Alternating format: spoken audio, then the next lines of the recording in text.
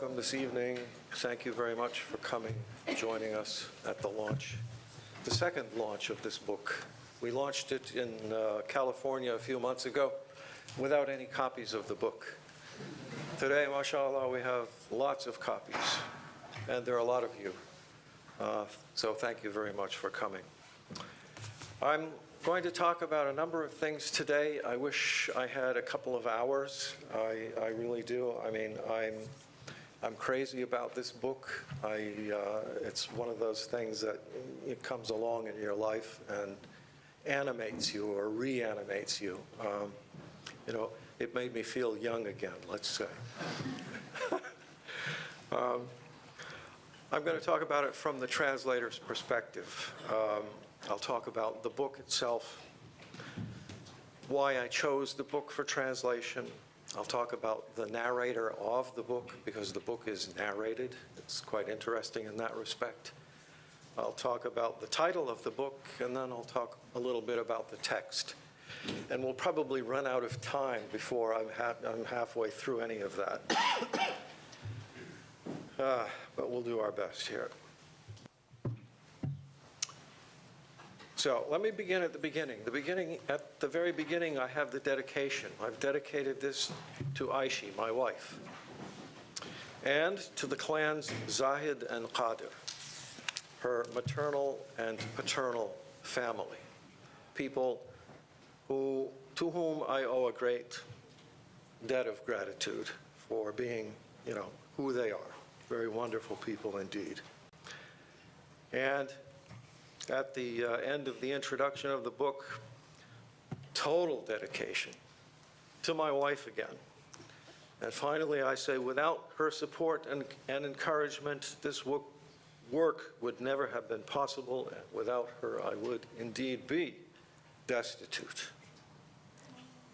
So thank you. See, that's that total dedication. If you're going to be dedicated, you got to do it all the way. Okay, wa shukr wal imtinan. I have to thank the publisher, mashallah, Yahya, who in his own way has managed to do some incredible things. He's the owner of the Huma Press, which took up this project to my surprise. You know, he's been after me for other translations and other work, and I wish I could do all of it for him. But I came to him one day and said, by the way, I've got this wonderful book, you really ought to consider it. And it was kind of out of his ballpark, you know, so but he, nonetheless, mashallah, he took it up. And thanks to Mufti Abdurrahman for his kind words this morning, but also for helping with the typesetting of the book. I could, I suppose, talk about translation as an art, but we don't have enough time. So just take it on trust. Translation is an art. About the book itself. The important thing about this book is that it's about, you have to understand the context a little bit, even though it's a book about universal truths. It's important to understand the context. World War I came along. Egypt was effectively a colony of the British, our good British friends here. And the British, for their war effort, needed food for their troops and uniforms and tents and all of that stuff. So they needed all of Egypt's cotton, and they needed all of Egypt's food, beef and whatever they could produce. With the result that the average man and woman in the street, people like you and me, went hungry and barely had enough clothes to wear, despite the fact that there are some pretty severe winters there. And so they went through a very, very difficult period. The author of this book, Mustafa Sadiq al-Rafi'i, was a clerk in the courts, in the Sharia courts. It was a family sort of tradition. There were, in the Rafi'i family, there were nearly 40 qadis, judges in the Sharia courts. It was a family occupation. He was a clerk, and he came in contact daily with the masses, most of whom were starving and miserable during that period. And so something started to churn in his head. He was naturally a poet. He published his first volume of poetry at the age of 19 or 20 and was immediately recognized by the firmament of literature in Egypt at the time.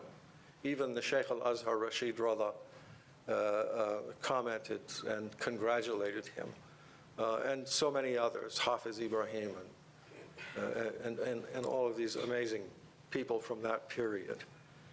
So he was, but at the same time, he was this adib, he was a poet, but at the same time, he was a deeply compassionate man and one who understood instinctively the human condition. And so he wrote this book in pieces. How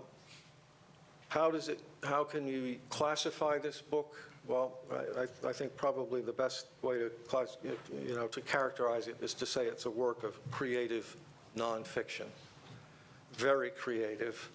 But the nonfiction part is kind of hard to get into because it's very much about reality and the sad realities of life in poverty. We could have a whole discussion here about the subject of al-adab al-rafi'. Again, if I had a couple of hours, I would love to jump into this subject. It's a debate nowadays in the Arab world. Those of you who who are a part of it, you'll understand that al-adab al-rafi' maybe the best mithal of al-adab al-rafi' is al-rafi'i. About the book. The author himself explains in his preface and then in his introduction a little bit about, his motivation for writing.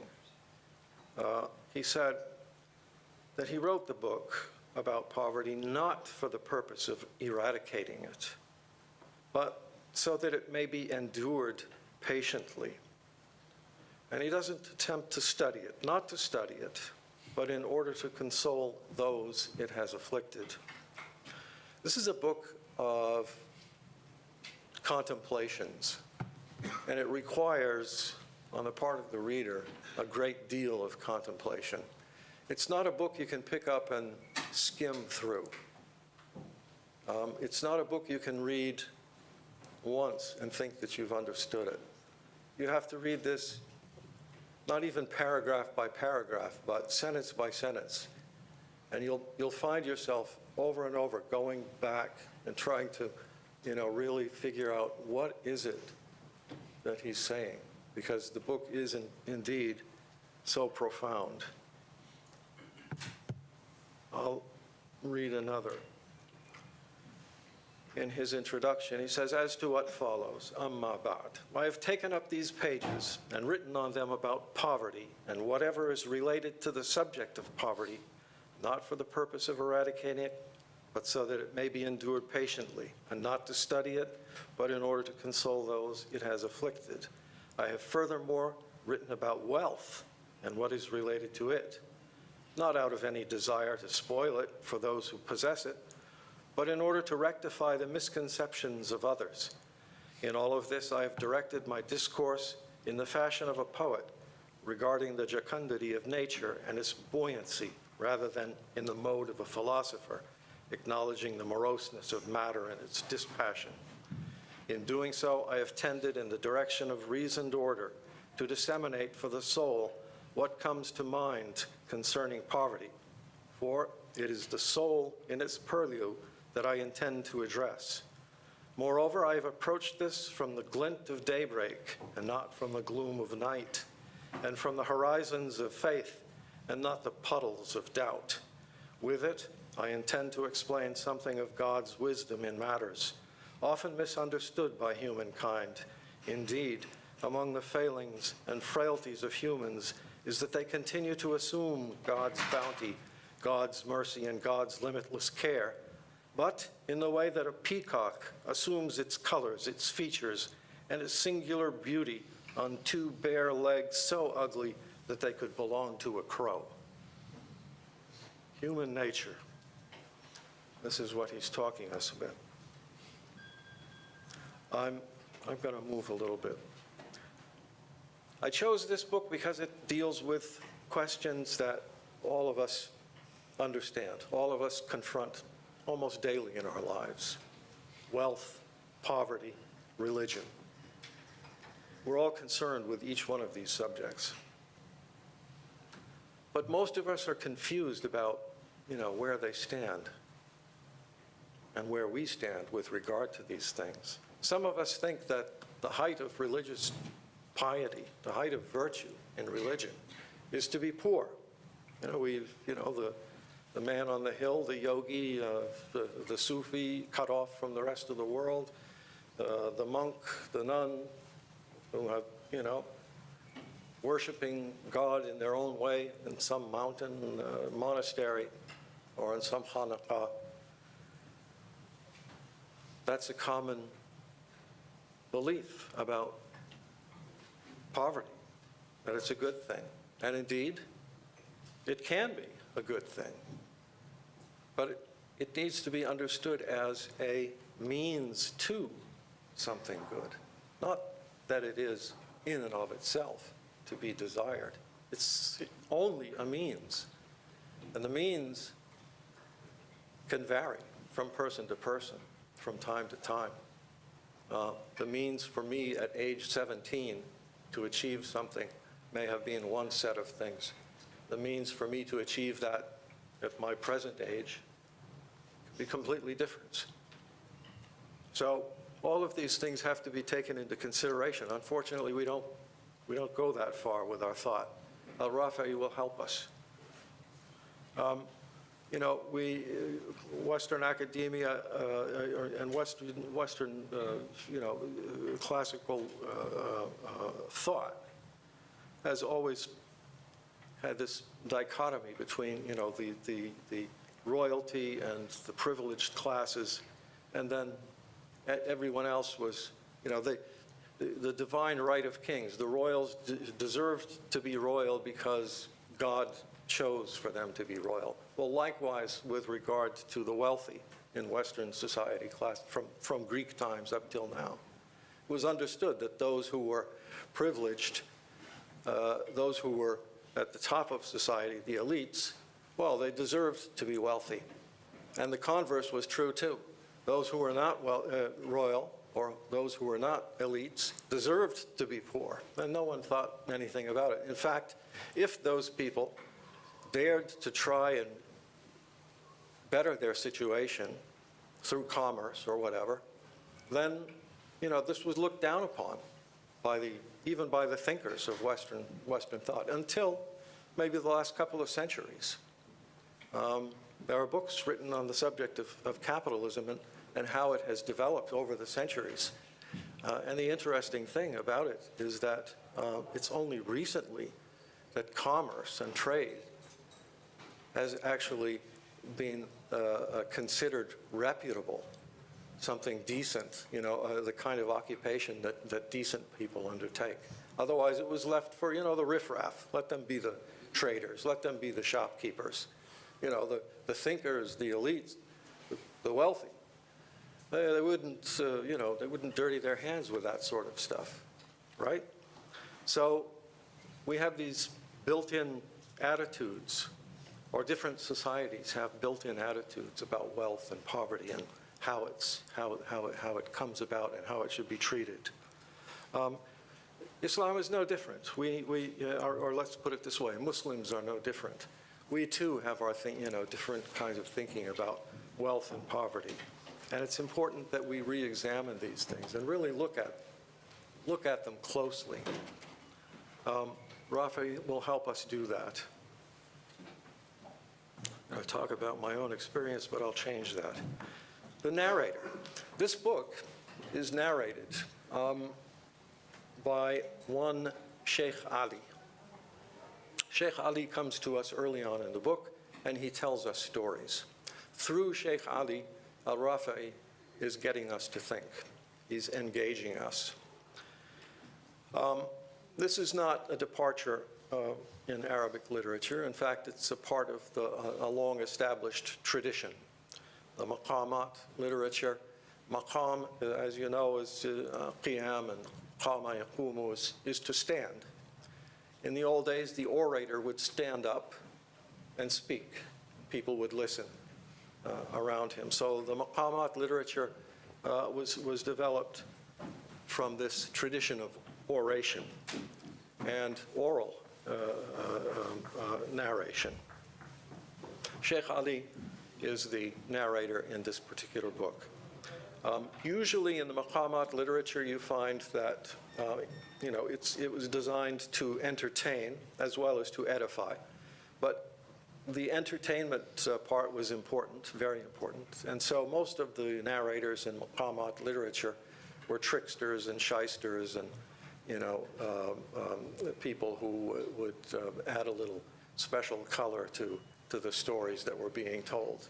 So Abu Zayd al-Saruji from Maqamat al-Hariri and so on. And there are a number of classical maqamat narrators. Here, however, in this book, the author's aim was in having Shaykh Ali narrate the book, is that Shaykh Ali is himself an example of the destitute, a person who is who is completely cut off from the world. He's a person who doesn't get it, in the sense that he lives his own life unaffected by the sorts of things that affect the rest of people in society around him. And so he becomes the ideal narrator for the ideas that a Rafi'i wants to convey. How did I get to the text? All right. One of the things that grabbed me when I first encountered this book was the language itself, the Arabic language. I mentioned earlier that al-Rafi'i was essentially a poet, but he, an interesting thing about him, at an early age, he was afflicted with some sort of a disease that rendered him deaf. So he couldn't attend school with his companions, with his peers. Instead, he became self-taught. I said he came from a tradition of learning Sharia judges, and so his father was in possession of a huge library, and Mustafa every day would go into his father's library and just sort of putter around with the books. Somehow, this fellow who was deprived of the sense of hearing developed this incredible sense of rhythm and music from the language that he was reading. Now, of course, Arabic in itself is one of those special kinds of languages that that has this it's so vivid and full of life. But he especially picked up on this at an early age and was able then to convey it in his poetry. He was also obviously from a religious family and was very much concerned with questions dealing with Islam and its impact on society. And so he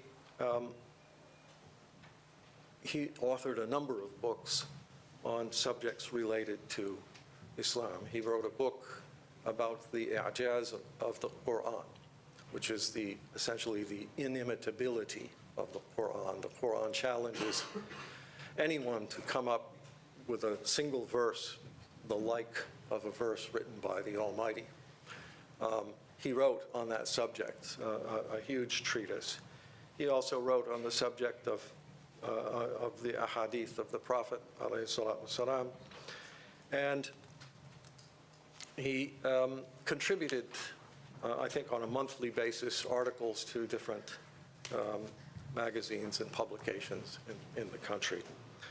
But to get back to the text, so what I'm saying is that he was a practiced, not only poet, but, let's say he was a natural poet, but he was also a practiced writer of prose and a man of ideas. And so he used all of those abilities to write the book that we see today in front of us, The Destitute. It was quite a challenge. It's a challenge to translate anything from any language. Let's be quite frank about that. I mean, translation, as I said earlier, is an art. It's very, very difficult to be true to the original when you're translating. Translating is essentially not it's more than just conveying meaning from one language into another. It's conveying meaning in a context, and it's giving form to that meaning such that the reader in the target language is able to move along with the flow. Translations which are done poorly, or translations which follow sort of, the literal word-for-word kind of translations, are almost, in any situation, incomprehensible. They just don't work. And so that's the fundamental difficulty in translating. Translating from Arabic to English is especially difficult because of one's going to the left and one's going to the right, obvious reasons. But aside from all of that, there's so much in the Arabic literary tradition which English simply doesn't have, and vice versa. I mean, every language has its own special sauce, its own special colorings. But Arabic in particular, and especially given the centuries and centuries of literary tradition in Arabic. And so here's my disclaimer. I have definitely, I confess, I have taken liberties with the text. You can call it editorial license, or you can call it foolishness.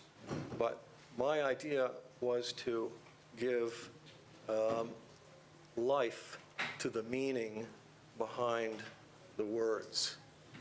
And I'll tell you why I feel I can do that. See, I have an imaginary friend, okay? When I was a kid, I didn't really, not really. But now that I'm, grown a little bit older, I have imaginary friends. My imaginary friends are figures from literature. Some of them are actually the authors of that literature.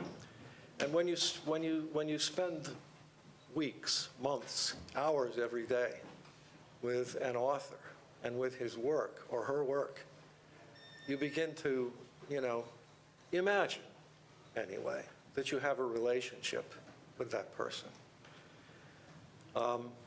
Abu Hamid over coffee. I was having coffee in Dubai a few months ago, about a year and a half ago, with a student who had come to me to discuss something about his career. Anyway, we got on to whatever the subject was, and I said, yeah, Abu Hamid made a comment like that. And he said to me, it was completely out of the blue, he said, Abu Hamid, who's he? Is that my boss? No, we were talking about my boss. No, I mean Abu Hamid al-Ghazali, because I've been translating al-Ghazali for years, so Abu Hamid's comments to me are like, somebody standing on my shoulder and saying, Yusuf, this is what the situation is. So, that's kind of a funny wake-up call to me. I realized, Yusuf, you better get a grip. But that happens. When you're translating, so I feel as if, when I talk about, my editorial license and I apologize and I have a disclaimer, I feel, well, maybe I do have some kind of a right, not a right, but, bear with me, folks,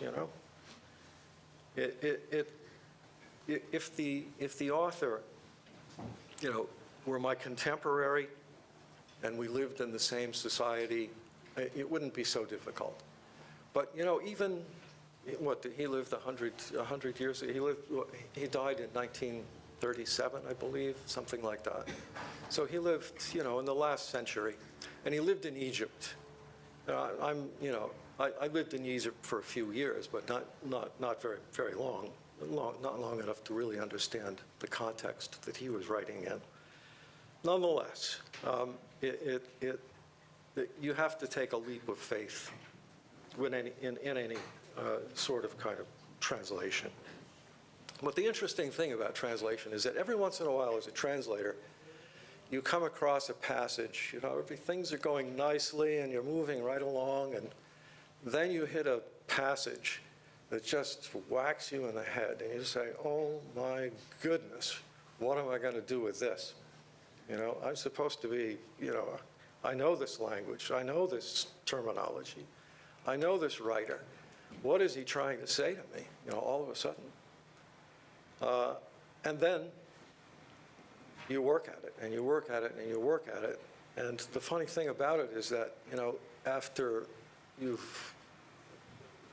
when you come back and review your work, and you review it over and over again, obviously, but you come back to review your work, you discover that these passages, the ones that you thought were giving you so much trouble in the beginning, you discover that they've come out great. Oh, wow, this is beautiful.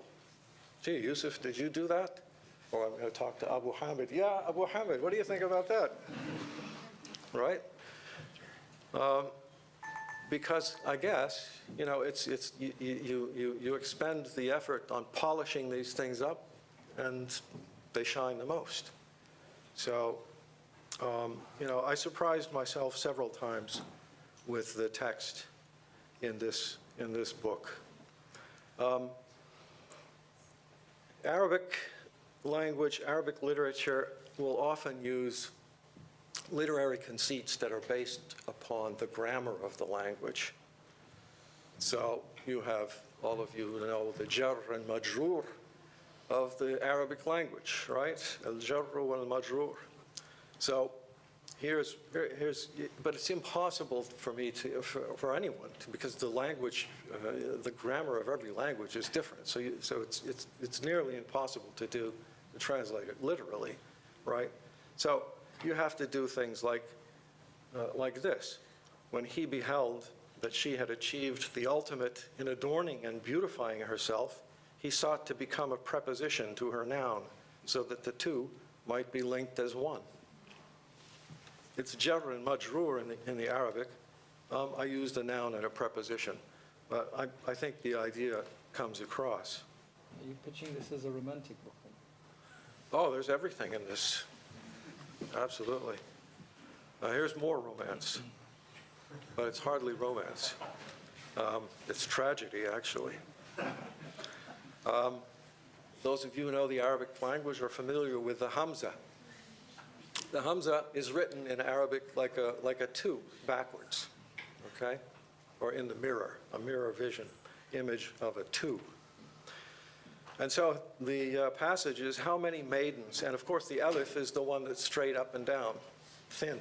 How many maidens, as slender and straight as an alif, have been given to codgers, as twisted and bent as a Hamza? Old men, married off to old men, young women. And I explain that by saying that the letter in Arabic that is written like a backwards two, the letter Hamza, rather. But what you can't write in there is that the Hamza is essentially a glottal stop. Iqra, right? The glottal stop. And what about the glottal stop? What are its characteristics? It sounds like wheezing and choking, right? So that's something that you could never translate. Yeah, harf taswif, again, is a harf taswif. While to him, she was the future. Oh, he saw his future in her. But what did she see in him? He remained to her the present that had to be put off. There's no possible way that I could convey to you just how amazing I find this book to be. Because indeed, it is an incredible book. Mustafa Sadiq al-Rafi'i was one of the really shining stars of the Egyptian literary firmament. And yet, today, Mustafa Sadiq al-Rafi'i is barely known, even to his own countrymen. When I undertook this project, I wrote to a number of Egyptian universities, to their departments of literature, requesting information as to whether or not they knew of translations of Rafi'i's work. I wondered, has anyone else translated his work? I didn't want to do something that someone else had done. And likewise, he'd written a great deal of literature, so I wanted to know if perhaps someone else had sort of set a standard, a bar that I could aspire to. And unfortunately, no one responded. In fact, I thought it incredible. I'm writing to them about this great author, this wonderful poet, and yet they're not even bothered to respond. What's going on? And I guess that's just the way it is. Unfortunately, it may be for political reasons, it may be otherwise, but it sometimes happens that great people and great works get overlooked. It appears, however, that his work continues to be taught in some places, in some of the faculties at Al-Azhar, for example. But al-Rafi'i is probably best known for a series of essays that he wrote on the subject of the Quran, in defense of the Quran. He calls it, he actually collected his essays, or his students collected his essays on the subject and published them in a single volume under the title Tahta Rayat al-Quran, or Beneath the Banner of the Quran, in which essentially al-Rafi'i attempts to defend the Quran from those who attempted to detract from its literary value, its authenticity, its standing. I mean, people who were just completely, tried to destroy the Quran for whatever reasons they had. And that book has been published and republished around the Arab world. And so if al-Rafi'i is known for anything, it's for that particular set of essays. But as I said, throughout his career, he continued to write and publish in journals and even in newspapers and on various subjects related to Islam and to the literature, Arabic literature. In fact, when it was announced in the 1920s, early 1920s, that I guess there was only one university at that time in Egypt. So they announced that they were going to teach, they were going to institute there a faculty of Arabic literature. So he got in touch with the authorities of the university and asked them what sort of curricula they intended to offer to the students and whether or not they had textbooks. And the answer he got was that, well, we don't have any textbooks. So he suggested to them, why not have a competition? Invite, this is such a wealthy country in terms of literature, why not invite the contemporary writers and professors of language to write textbook for Arabic literature. And so they agreed.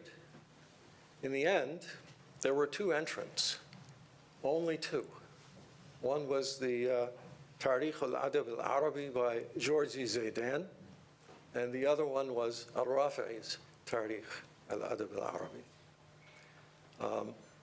Georgi Zaidan won the competition, even though anyone who's even close, I mean, anyone with even a passing sort of acquaintance with the subject would look at the two works and know immediately which was the more profound, which was the better.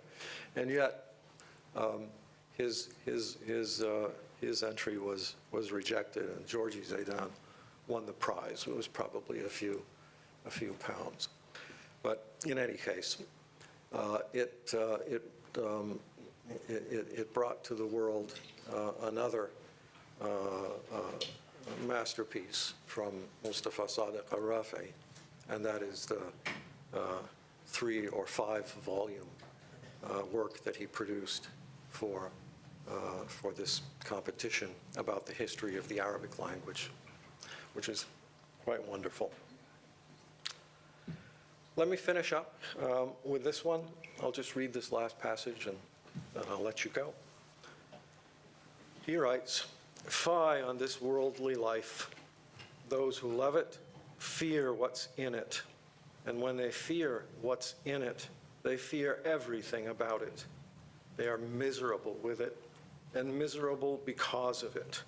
Such people, when they contemplate a disaster from among any of destiny's disaster, will imagine that wretchedness has turned its back on the rest of humanity to confront them and them alone."